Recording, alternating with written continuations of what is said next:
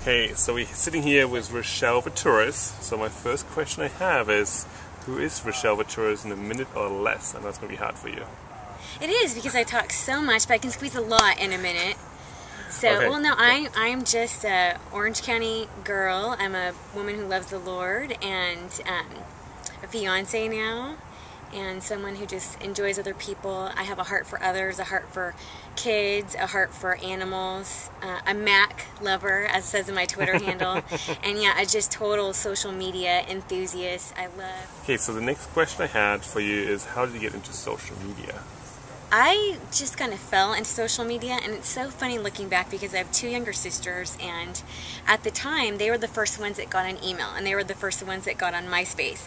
And I fought MySpace for a really long time. I thought, I will never do that. But then I succumbed like everyone else, and then it was really interesting because I was the first one to get on Twitter.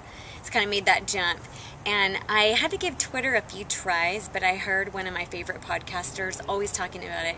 So I got on Twitter, just got to love it. I eventually got the other two on.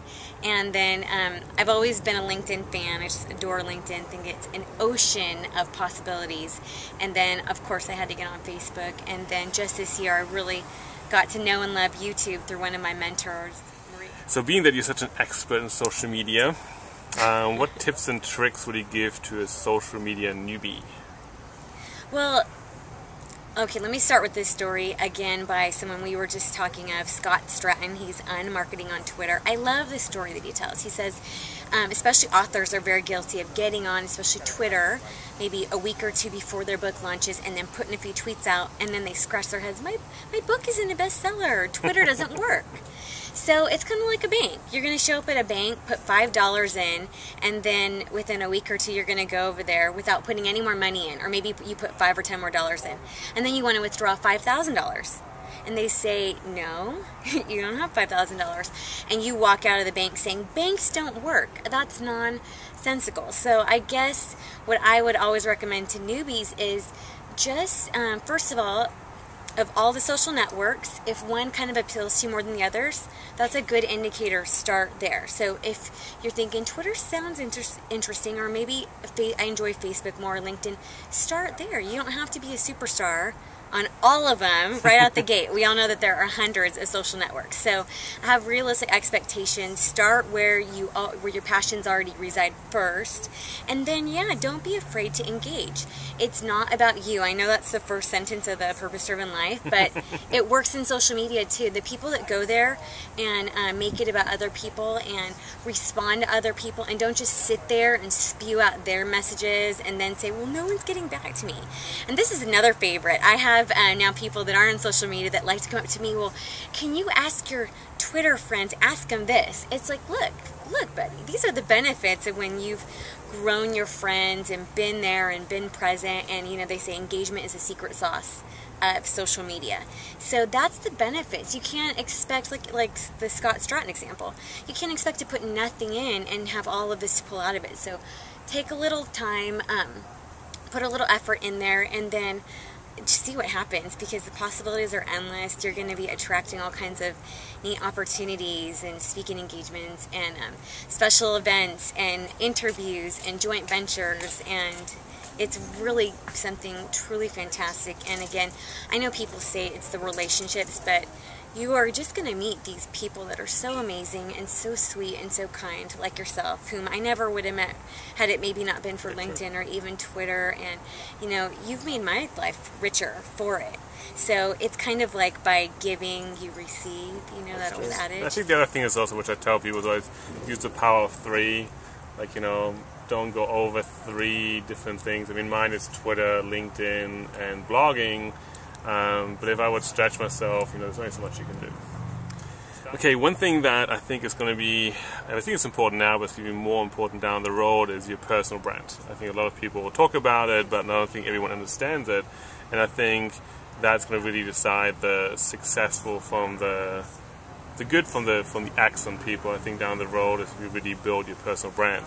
Do you have one, and how would you define it? This is such a great question, because this was something that I found myself at a crossroads. Do I promote myself, or do I promote a company, like a freelance company that I have? I didn't know with my social networks where to go on that one. And a very wise person suggested, and again, I know people talk a lot about personal brand, but I want to get down to what does that really mean. Go with you. They say you are the brand. It's absolutely true. It's you being you on social media, and again, we're talking about what's going to be most effective. You can do it your own way. I've had the discussion with multiple people. Well, I want to do this, and that's fine. Do what you want to do. But the people that succeed, they're there being themselves. So in essence, they are the brand. So what does that mean? What does that mean in practical everyday life? That means on all your social networks, first and last name, so that you don't show up. And I think we had this discussion, Sven, and I'm happy to see that you took action, because it's so difficult to show up saying, well, this is my name, and then this is my name on Twitter, or this is my name on Facebook, or you find me on my company. I mean, that gets really confusing. It's hard enough. So to have it consistent, right, your first and last name across all social networks, having the same picture, having a professional background, and then depends if you're with an organization. Organizations are on Twitter and they're on social media. I mean, it's great, but the organizations that are having success with it are finding a way to make it personal. So I love sharing OC Reggie, that Twitter account, because they've got the Twitter account, and then on the background they've got their little lineup of all the people who tweet on that account. And for the way they do it, whoever is tweeting, their picture is in the Twitter handle. So it's a very brilliant way of taking the brand and making it personal.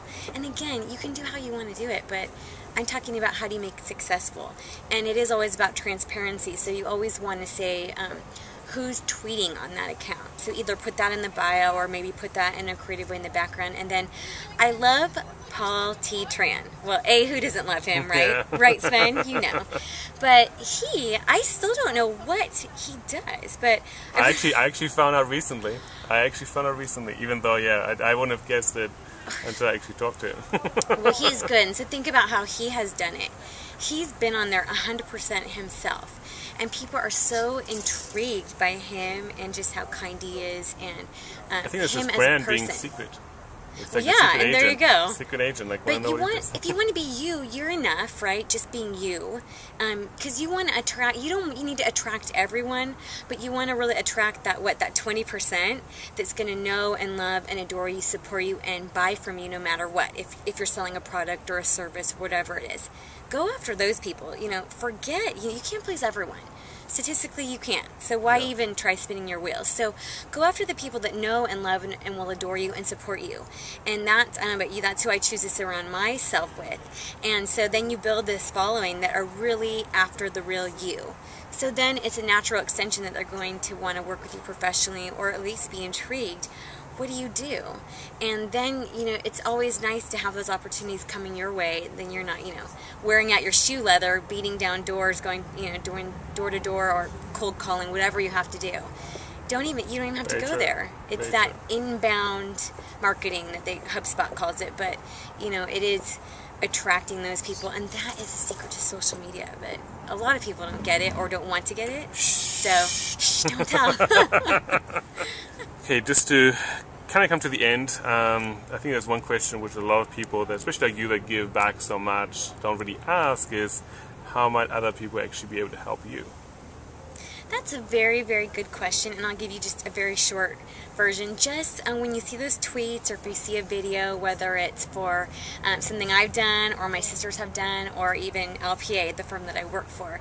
I know this sounds easy, but if you could just take a minute and leave a comment, you'd be surprised. Those comments stay up there forever, so it's a really great indicator if you like the content, don't like the content. Either way, good or bad, I love to hear from people, preferably good. Nice comments are always the best, but we always have room to grow, so just leaving a comment on YouTube videos, or blog posts, or just engaging. I love when I see a tweet and see that people have reposted it. Honestly, that makes my day, because it's kind of like that, you're not alone, and people saying, yeah, we liked this too, and it just totally makes me smile. But yeah, leaving comments on videos.